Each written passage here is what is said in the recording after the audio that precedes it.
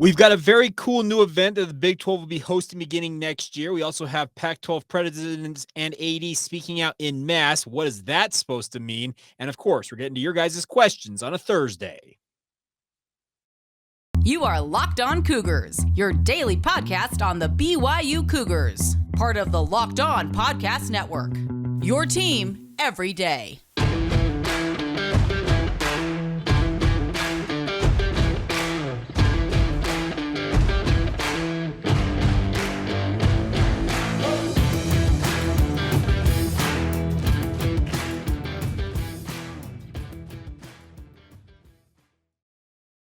What is up, my friends? I'm Jake Hatch, your host here on Locked On Cougars, your resident BYU insider. Thank you for making Locked On Cougars your first listen of the day. Always appreciate you guys making it a part of your routine. We're very proud to be part of the Locked On Podcast Network. The motto is your team every day, and as such, this is your only daily podcast focused on the BYU Cougars. Diving right in on today's show, I want to start off with what I think is going to be a really, really cool thing that the Big 12 announced that they will launch next year, and that is they're going to have what they're calling a Big 12 Combine. They're partnering with the NFL to hold a conference-wide pro day next year ahead of the 2024 NFL Draft. CBS Sports reported it, and then shortly thereafter, the Big 12 put out a press release of their own.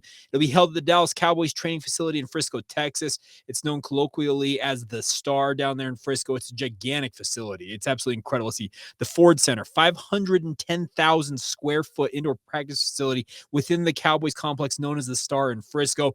All 14 schools, even Texas and Oklahoma, even though they will be exiting the conference after this upcoming school year, they will be participating in this. And that also means that BYU will take part. Now, what this means for BYU is that their annual pro day they have held in Provo for so many years will actually go away for the time being. This will be the only pro day that BYU players coming out for next year's NFL draft will participate in. The nice part about this is they are partnering with the NFL on this. This is not the Big 12 kind of going off and doing their own thing. They've got the NFL's blessing for this. It's an innovative new idea. I actually think it's a fascinating thing because now all 32 NFL teams can send their representatives, whether they're scouts, GMs, whatever it might be, directors of player personnel, all that stuff. They all can go to one central location, and it gives a bigger platform for BYU players ostensibly to show out for these NFL scouts. There may be teams or a personnel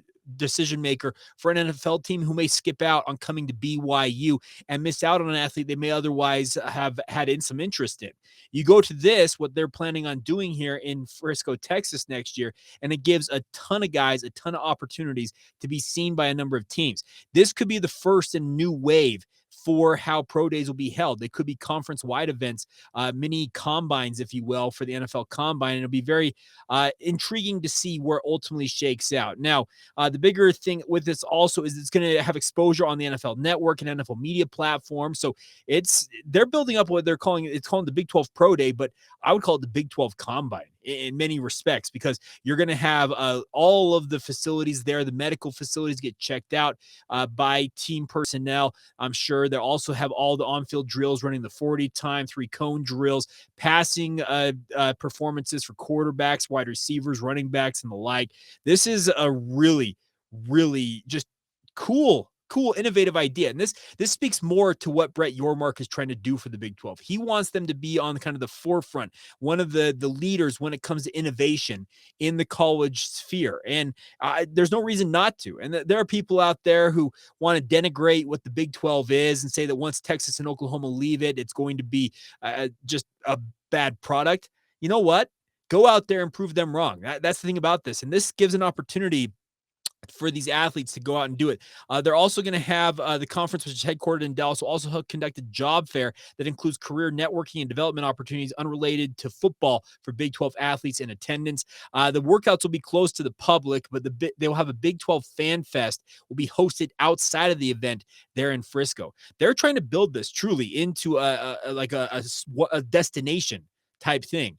It may take some time to get some traction for fans and the like that don't live in the immediate Dallas-Fort Worth Metroplex area or within driving distance to attend this. But I, for one, I'm intrigued, and I think it would be absolutely cool to go down there and be able to watch BYU's players. Now, the concern about this is it going to be invite only? There are a number of guys that BYU has working out of their pro days traditionally who are fringe players at BYU at best and are trying to see if they can show themselves off to NFL scouts. Are they going to permit those type of players? I'm thinking of a guy like Chris Jackson. Chris Jackson came to BYU from a junior college with all kinds of promise, had a very sparing playing time at BYU, ultimately left the program and decided he was going to transfer to Hawaii for a hot minute, then decided to come back to BYU, walked on this past season, and once again just played a bit role for BYU. But he is expected to take part in Pro Day. Going into this event next year, would he be allowed to work out? I sincerely hope so. I hope that any and all Big 12 athletes, if they have any aspirations of going to the NFL, will be allowed to participate in this. It should not be invite only. That's only a thing I would be concerned about, is that they may say, you know what, we only want these 5 or 6 guys. Really, we don't want the other guys coming out to this. I hope that is not the case. I think it should be more inclusionary versus exclusionary, if that makes sense to you. And we'll see what happens. But I think this is a fascinating idea. On its head, it seems like a no-brainer for the conference. And I'm surprised, honestly, this has not happened before now, at least to my knowledge. It has not happened before now. I know that the HBCU schools at the FCS level of hold what they call the HBCU Combine, where they allow historically black colleges and universities, their athletes, to go to one central location, work out for NFL teams. But those are a collection of different schools spread across multiple conferences. The SWAC, I think the Big South, the MEAC, some of those different FCS conferences have that type of a deal. But this is the first true conference-wide pro day that will be being held. And like I said, I'm hopeful that it goes off without a hitch. It has a really, really good showing, and it offers an opportunity for Big 12 athletes and BYU football players in particular, an opportunity to show what they can do to NFL personnel going into the next draft cycle. It'll be really cool to see as more details roll out on this, where it ultimately goes. But it goes right into what, like I said, Brett Yormark, the Big 12 commissioner, has promised. He wants the Big 12 to become a brand. It wants it to be an experience in many ways for their fan bases. Now, let's talk about a little conference that he's been tied up with, according to the reports. And why are so many athletic directors and university presidents from the Pac-12 suddenly speaking out? Very curious that they all are speaking out in concert at seemingly the same time. We're going to dig into that in just a moment. First, a word on our friends over at FanDuel. Of course, I've been talking about you guys at FanDuel for some time now. The best part is the NBA season is coming down to its final stanza. The playoffs are nearly here, and also March Madness begins today, my friends. It is the perfect time to download FanDuel, America's #1 sportsbook, because new customers are getting what they call a no-sweat first bet. It's bonus bets back if your first bet doesn't win at FanDuel. Just download the FanDuel Sportsbook app. It's safe, secure, and super easy to use. Then you can bet on everything from the money line to point scores and threes drain and a million other seemingly different prop bets out there when it comes to March Madness or the NBA or any other sport you're interested in. Plus, FanDuel even lets you combine your bets for a chance at a bigger payout with a same game parlay that's available to you now. So don't miss out on the chance to get your no sweat first bet as a new customer by going to FanDuel.com/lockedon. That's FanDuel.com/lockedon to learn more now. Make every moment more with FanDuel, an official sports betting partner of the NBA. Thank you once again for making Locked On Cougars your first listen today. I want to encourage you guys, if you're listening to this early enough and the games have not tipped off, get the insider knowledge with the Locked On College Basketball Bracket Breakdown, national analysis, and the insights from our local experts. The Locked On College Basketball Bracket Breakdown. It's everything you need to know to make the most informed decisions on your brackets. Find the episode on Locked On College Basketball or wherever you get your podcasts, like this podcast feed, and also available on YouTube. All right. So if you've been paying attention to the news cycle over the past 24 to 48 hours, suddenly there are a number of, I would call decision makers or heavy hitters in the Pac-12 that have started to speak out. It began last week during the Pac-12 tournament when Utah AD Mark Harlan said, "Give me a break," quote tweeting a report from Dennis Dodd of CBS Sports. And Harlan spoke out. Arizona President Robert C. Robbins, I believe is his name. And then also Arizona State President Michael Crow spoke to their student paper. We've heard comments from the new Oregon president incoming to the Ducks. Essentially, all of them speaking out on the same topic. Now, Robert C. Robbins made a very interesting, prediction. He says that the Pac-12 media deal will be, quote, better than the Big 12's. That's a bold statement because all the projections amongst even I'd say the rose-coloredest of rose-colored glasses of Pac-12 homer reporters out there believe that no matter what, the media rights deal for the Pac-12 is going to come in slightly smaller than the Big 12. Only time will tell, but it was a bold claim for Robert C. Robbins to say that. But he did say also that he expects to finalize a media rights deal within the next couple of weeks, and that'll be interesting to see if they can do that. Michael C. Crow, the president at Arizona State, said that they're in the process of finalizing their deal. It's only going to be it's going to be egg on people's face if this takes longer than what these people keep saying, because we've heard for months and months and months that they're getting close. They're getting close to this. And then when that didn't happen, guess what happened? The reports started to leak out that the schools were potentially looking at other options. Robert C. Robbins did say that he has talked to Brett Yormark and other people in the Big 12 that he knows. That's the thing about this. He says that he's the president of one of the Four Corners schools. He says until we see a contract, though, we don't really know. But we've got a pretty good soft circle number. That's a change as well, because we've been told that no numbers, at least in some reports, no numbers have been given out. So this is a very, very crazy thing to see what's happening. There's another quote here from Robbins saying, I think Brett Yormark is a heck of a salesman and Endeavor, a Hollywood agency working with the Big 12, is a good PR firm, and they're working it, and you, the media, are buying what they're selling. I tell Brett this all the time, and I've got good friends over the years who are presidents now in the Big 12 schools. I love you guys, but if the roles were reversed, I wouldn't expect any of you to leave the Big 12 if you didn't know what deal you were getting. We've got to see what deal we're getting, and then I'll be able to make an informed decision. So you don't think you're going to leave, but you still need to see the numbers and then make an informed decision. So you're leaving the door cracked just a little bit if you're the Big 12. Now, Mark Harlan came on the radio station that I work for every single day, the KSL Sports Zone. He says that in some of his comments to Scott Mitchell and Alex Curie on Unrivaled, our afternoon drive show, he came out swinging. And that's the thing about this. Quote, I did that, speaking of his tweet about the give me a break, because I am tired of outside forces creating narratives that involve the University of Utah and certainly our conference.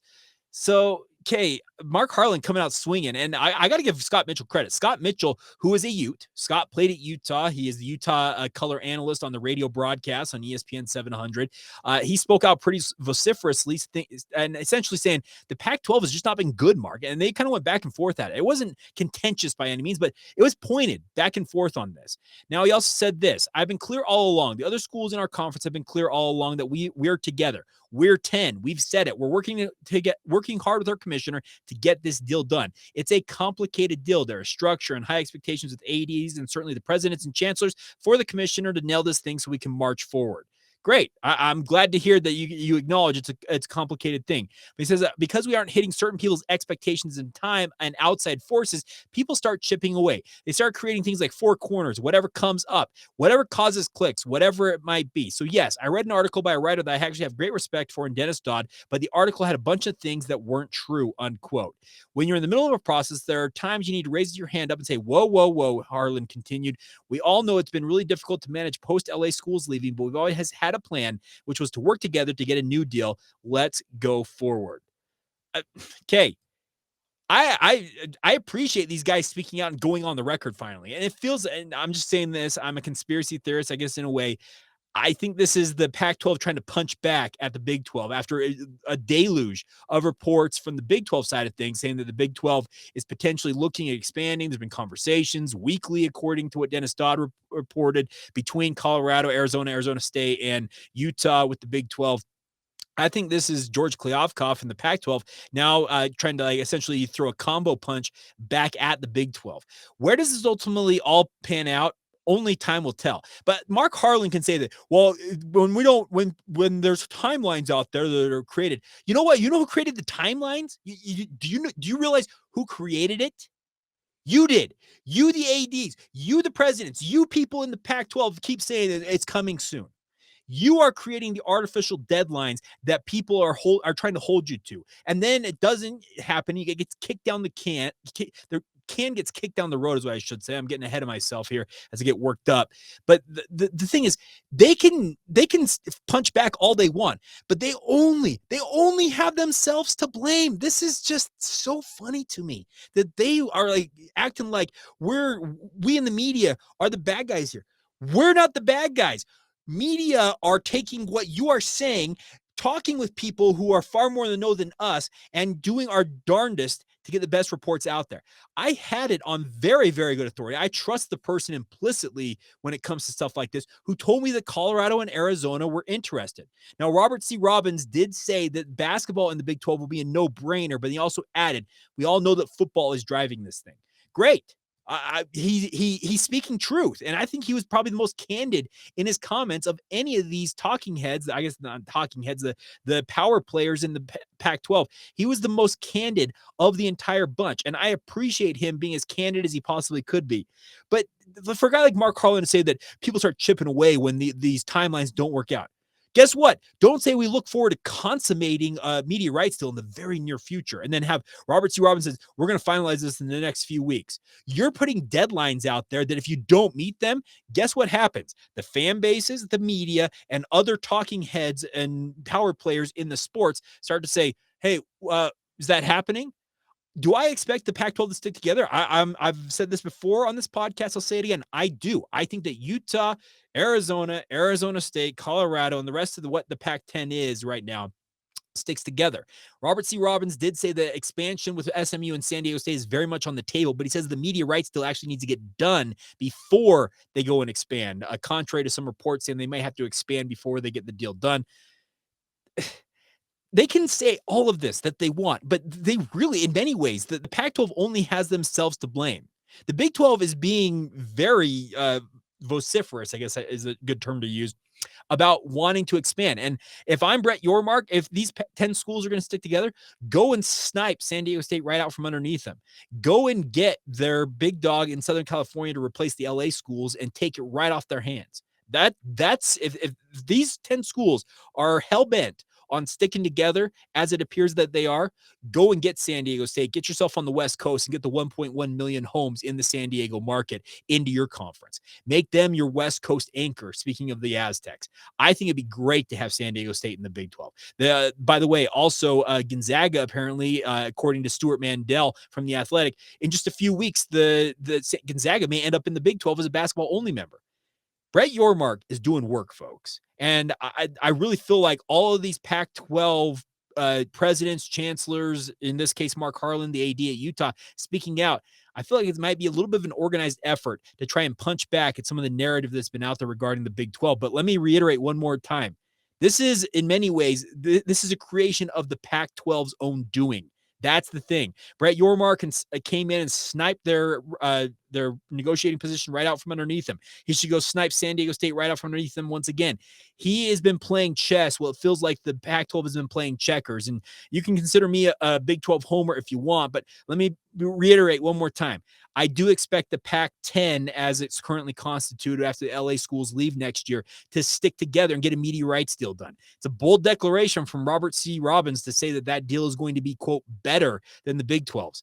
We'll find out, but I don't see where the Pac-12 can come off painting the Big 12, us in the media, you the fans, as being the bad guys. This is stuff that they have created for themselves, and they've only got themselves to blame. All right, coming up here in just a minute, we'll round out today's show with your guys' questions. I promise we do it on a Thursday. It's what we've done every week for months and years now. We'll get to as many of them as we can in the time remaining on today's show. And also, I also need to talk about yet another game in BYU football history, looking back at all 155 games. And man, this is a tough one because it involves another injury for Taysom Hill, but we'll get to all of that in just a couple of moments. Today's show is brought to you by our friends over at UCCU. It's the perfect time now to open a low-rate home equity line of credit, or a HELOC, from our friends at UCCU. Over time, the value of your home goes up, and as you make payments, the balance that you owe goes down. That space in between is equity, and it's yours, my friends. A UCCU home equity line of credit can put that equity to work for you, like finishing your basement or yard, or raising your home's value, or paying off higher interest loans and getting out of debt faster, or helping with college or weddings, or peace of mind just knowing that you have a low-rate line of credit ready for whatever and whenever. UCC will also provide you with your very own home equity Visa card, giving you instant access to your equity. If you already have a home equity line with another financial institution, just refinance with UCCU and save today. To learn more or to get started on your application today, visit uccu.com or stop by any branch. That's UCCU. Love where you bank. Today's show is also brought to you by our friends over at Perry Homes. I screwed up that one up, but nonetheless, whether you're looking for your first home or you're ready to upgrade to your dream home, Perry Homes has a house for you, everybody. For 50 years, Perry Homes has been Utah's premier home builder with communities throughout the state. They have many communities, home designs, and price points to meet your needs. Perry Homes has beautiful communities in Davis, Salt Lake, Tooele, and Utah counties. They also have multiple communities in Washington County near St. George. Perry Homes offers over 50 unique home designs from ramblers to 2 stories and to even to townhomes. And they have quick move-in homes available now if you're ready to move right away. They also offer generous financing incentives through their preferred lender as well. So visit perryhomesutah.com to see what's new in Utah's finest neighborhoods. That's perryhomesutah.com to learn more now. For 50 years, Utah has been coming home to Perry Homes. Thank you once again for making Locked On Cougars your first listen of the day, and thank you for all of your support as always, everybody. Now, before we dive into the questions, let's talk about a very disappointing game in BYU football history, and that is the Utah State game in 2014. Now, many of you will recall this game. BYU was flying high. They were 4-0 on the season. They had crushed Texas. They had beat Houston. They took care of Virginia, got revenge on the Who's. They beat Connecticut in their season opener. But then they had to go, they had to face off against Utah State on a Friday night. It's one of those games. Darrell Garrettson was the quarterback for Utah State. If you recall his name, had a short run at Utah State before leaving the program. He passed for 3 touchdowns as well as 321 yards. But the tough part of this game was BYU was ranked number 18 in the country, and it felt like Taysom Hill was at the peak of his powers. So I remember going in this game. I'm sitting in the press box that night, and I'm sitting there like, okay, see what Taysom's got for Utah State, because he has just been Superman in many respects in that season. It just was absolutely lights out. But in that game, he goes out on a run, and I believe it was Brian Sweet, if I recall correctly, the safety from Utah State, tackled him. It was not a dirty tackle by any means, but he broke his left leg as he tackled him, kind of got tangled up underneath Sweet as he's trying to drag him down to the ground, broke his fibula and tibia, I believe, if I recall correctly, and season-ending injury for Hill. He was scrambling right when he dragged him down, just carted to the locker room, scheduled for surgery. He's going to be out. The report was 3 to 4 months. Obviously, losing Taysom Hill, absolutely devastating for BYU in this game. And really, they didn't respond well. Christian Stewart came in, completed just 10 of 29 passes for 172 yards. Taysom had 131 yards, as well as 2 touchdowns before being injured in this game. Jamal Williams added 102 yards on the ground, but no touchdowns. And BYU just seemingly almost ground to a halt. You could essentially feel the air get sucked out of the stadium that night. There was a student reporter for the Daily Universe, which is BYU student newspaper, and there's a friend of mine who saw this and told me about it. She was covering the game, doing her thing, but he told me she sent a text to her friend, "Our season is over."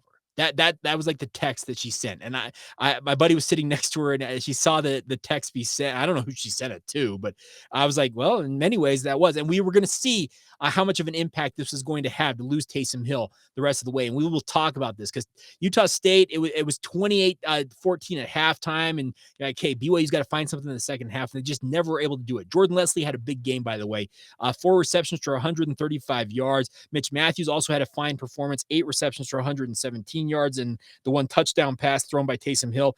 Christian Stewart, like I said, did his darndest, but came in and was just not good. 3 interceptions, like I said, 10 of 29, just a shade over, I guess, 33% passing. Just it sucked all of the emotion, energy, and everything else out of BYU. And we all know the rest of the season just wasn't the same with Taysom Hill at quarterback. And it's one of those great what ifs in BYU football history, that 2014 season in particular. There were some other ones with Taysom Hill, and we'll talk about them.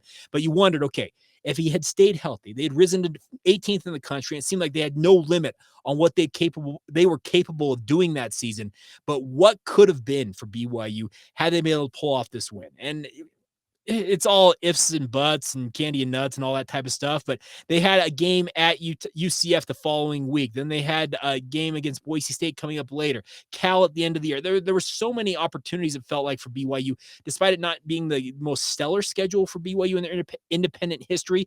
if Taysom Hill was healthy. It seemed like at that point in the season, a month into it, that he was just off and rolling, was going to maybe be a Heisman Trophy candidate at some point down the road. It just seemed like the sky was the limit, or the ceiling was the roof, as Michael Jordan said, for BYU, but just wasn't meant to be, in a devastating injury for BYU as they fell to 4-1 on the season. And we'll talk more about that game at UCF the following week here on tomorrow's podcast. But before we go, let's talk about some of your guys' questions. And I'm not going to get to all of them today. Actually, you guys responded in mass this week. So we'll get to some of these on tomorrow's podcast. May even have to pull some over to next week, but some interesting ones here. So first one, _Josh Glenn saying, I saw your tweet on the possibility of a BYU equestrian team in the future along with wrestling. Are those the two most likely sports BYU would add if they expanded their sports programs? If not those two, then what would be most likely? And the reason why I tweeted what I tweeted, and you can follow me at Jacob C. Hatch on Twitter, is because the Big 12 announced they're having their equestrian championships. And equestrian seems like a sport that fits BYU. I know the reputation of BYU, a bunch of rich white kids. We get the rep for BYU. Equestrian would be a very natural one, I think, if BYU was willing to invest in it. They'd obviously have to find a paddock and obviously land for these riders to train on, but there are a number of horse farms around here. I'm actually related to a horse trainer myself. Doesn't do equestrian per se, but you could probably make it happen. The thing about it is, I also mentioned that wrestling in there, is that a lot of people want to see BYU wrestling come back. It had a great run. It was done away with due to Title IX constrictions, if I recall correctly. And I'd like to see wrestling back because the Big 12 is a very, very proud wrestling conference. Now, to do that, you obviously, like I said, have to deal with Title IX regulations, and equestrian might help balance that out. Another sport I would be interested in BYU adding, I know that's a cold weather school in theory, but beach volleyball. BYU already has men's and women's volleyball. Why are you not doing beach volleyball? I know you'd have to build a sand pit or whatever to train in and that type of stuff. And we all know that there's two-piece swimsuits for females. That stuff can be worked around, I think, for BYU if they were interested in doing that. Beach volleyball seems like a very natural one if BYU wanted to extend out their volleyball reach. There are other sports out there, but the biggest thing is for BYU is you've got to balance Title IX. And that's the big reason why wrestling's not in BYU's repertoire right now. And it might be something they look at down the road. But obviously, that was like a pie in the sky years and years down the road type deal. All right. Next one coming in here. Garrett at SF Garrett says, any chance BYU upgrades the outside of Lavelle Edwards Stadium someday so it doesn't just look like 4 separate concrete bleachers? It's a great question, Garrett, and I would love to see them put a facade on it. But my question also is, Lavelle Edwards Stadium, or what was Cougar Stadium, was built in 1960. That is a long time. It's been 63 years since the original foundations were poured and built and all that type of. It opened in 1960. It's been built before that. But regardless, 63 years is a long time for a stadium. How long does BYU truly want to go with LES in its current configuration? Will they tear it down and rebuild it? Will they build maybe a new stadium on that Provo Highland at some point down the road? That is the question I think needs to be answered. But I, for one, Garrett, if they're going to stick with LES for the time being and retrofit it, put a facade on the outside. I'd love nothing more than to see that. TK Brown at Trent Brown Cougs says, your prediction on when the Pac-12 comes to a media agreement. We hear a proposal is near, but then internal discussions and the signing of a deal and grant of rights must happen. I think it may get very sticky as everybody's already unsettled. Well, TK Brown, I think you kind of have the same thought I have. I think I expanded a lot on this earlier on in today's show, but I don't know. Like I said, they kind of created their own deadlines in many ways, and we'll find out. But they need to get a deal done. That's the thing. They're in like the 10 o'clock hour, figuratively, with regards to their media rights negotiations. They have got to get the deal done. They got to get signed, still delivered, get a grant of rights, whatever you have to do. They've got to get it done to settle, as you mentioned, just settle down things. That's the thing about this. They can speak out in mass and say that there's false narratives being thrown out. Blah, blah, blah, blah. You can say everything you want to say, but guess what? The simple fact of the matter is the Big 12 has secured their future. Meanwhile, you guys are over here still trying to figure out what you're going to do. That is the big question. All right. One other question before we call it a night on today, or a day on today's show. I'm recording this at night. You probably can see I'm dressed up. I actually just came from a high school banquet honoring high school athletes, basketball players in particular, at John Watson Chevrolet in Ogden. But One final question here. This comes in from Jordan. Aggie fan Dan. Jordan Kennard. Yours is Jordan. I'm going to get to yours. I need to think about yours just a little bit longer, but we'll get to yours here. But Aggie fan Dan, our good friend, the Utah State fan that likes to weigh in. Twitter polls and spring football can at least wait until after March Madness. That's all I'm seeing on my timeline from BYU fans. Who are you rooting for in March Madness? West Coast Conference or Big 12 contenders? How about both? I think Gonzaga is capable of making a run if they have their offense in gear. I think that I have Houston winning it all. So I guess I have a future Big 12 member winning the conference. I'll tell you right now, if you want to go sign up, if you're listening to this early enough, you can go to kslsports.com and enter our Bracket Mayhem Challenge, win some prizes, that type of stuff, and compete against me and other KSL sports personalities head to head. But I've got Houston winning it all. I think Gonzaga is capable of making a deep run. I think Utah State can make it to the Sweet 16 if things bounce the right way. That Arizona matchup potentially in the round of 32 for USU is very tough, I think. But Utah State, when they're playing at the peak of their powers, is very, very tough to take down. It'd be an interesting matchup to see them against Arizona. But it's the best time of year. It's March Madness, my friend. So let's all enjoy it. Obviously, looking forward to seeing all the madness go down, and we'll find out what happens. Now, a little bit over time here, but I do need to take a minute and express some condolences, some thoughts, and just my prayers just go out to the family of Dirk Facer. And I know that Dirk was a Utah beat writer for the Deseret News for many, many years. But the one thing about Dirk, more than anything else, is he was a friend. And I'm a quote unquote Johnny come lately to the media game amongst guys like Dirk, who have been in the business for decades before I showed up on the scene. But Dirk treated me as an equal the second I showed up on the media scene. I'd never talked to him before. I still remember the first time I talked to him. He said, Jake, I hear you're the new producer for DJ and PK. And he told me some really fun stories about his time working alongside PK and covering the Utes, his interactions with David James, and things like that mean the world to me, because when you break into a field like I've broken into, there are good people out there, and they don't come better than Dirk Facer. And lest I get too emotional about this, it's very sad to hear that he passed away. He was waiting for a kidney transplant and didn't come. He was in the ICU apparently for a couple of days. His son, Austin, who has worked in the media sphere for some time as well, broke the news on social media, said that they said goodbye after 2 days in the intensive care unit. And just, it's really sad because, like I said, Dirk, he wasn't a BYU guy, so to say.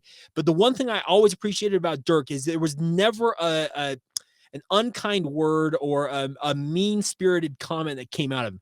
Always positive, always building up people, always saying good things. And the best part about Dirk, I will always remember, he was quick with a joke. And he always was a friend. And so it's a BYU podcast. I get that. I'm talking about a Utah writer, but the media sphere, we're all pretty interconnected. Honestly, I know pretty much everybody in the market here in Utah, and we've got a connection to them one way or the other, either having worked together, worked alongside them, and Dirk was no different. So just want to wish my thoughts, prayers, and condolences, want to express those to the Facer family at this time. It's always sad to lose a loved one, especially a patriarch, a father like Dirk was. He's just one of the good ones out there. There are a lot of people that in this business aren't necessarily as I don't know, as they aren't what they seem like they are. But Dirk was everything he seemed like he was and more. He was just a great human being and gone far too soon. So rest in peace, Dirk. We love you and wish you and your family nothing but the best. And as I'm fond of saying, God be with you till we meet again. All right, so there you go. That'll do it for today's show. A big thank you for your support as always. This has been the Locked On Cougars podcast. Have a good day.